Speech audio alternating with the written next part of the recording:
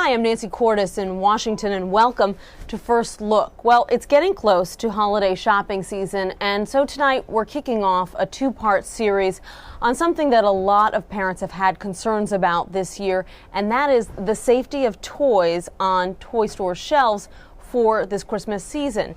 And I've gotten questions from so many parents who say, should I buy toys from China? How do I know what's safe? How do I know that a recalled toy isn't going to end up on toy store shelves? And so we're going to try and answer some of those questions tonight on the CBS Evening News with Katie Couric.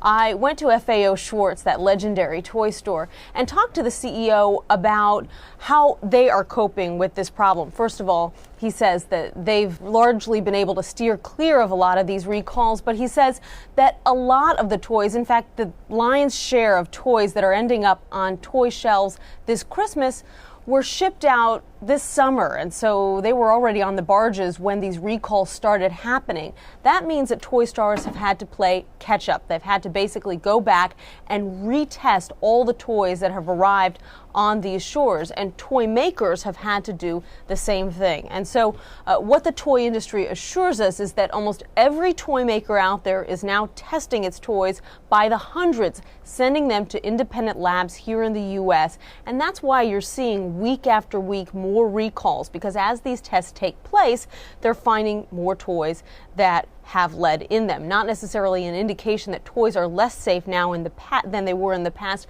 but that they're being tested more rigorously. So one thing that you can be sure of is that the toys that you're buying on shelves this holiday season are tested more rigorously than they ever have been before, but recalls are likely to continue to take place throughout the holiday season.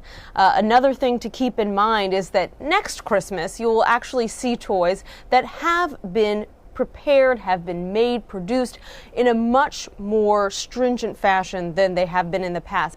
That's because a number of the major toy makers, Mattel, Hasbro, names you're very familiar with, have been implementing changes in their Chinese factory, testing the paint before, during, and after production runs, conducting more surprise tests than they have in the past. And toy retailers have stepped up their testing regimens as well. So tonight you'll be able to go inside some of those toy testing facilities with us, and then tomorrow night Sandra Hughes is going to show you what parents can do to make sure that the toys they're buying and the toys they already have in their toy boxes are safe. Check it out tonight and tomorrow night on the CBS Evening News with Katie Couric. See you then.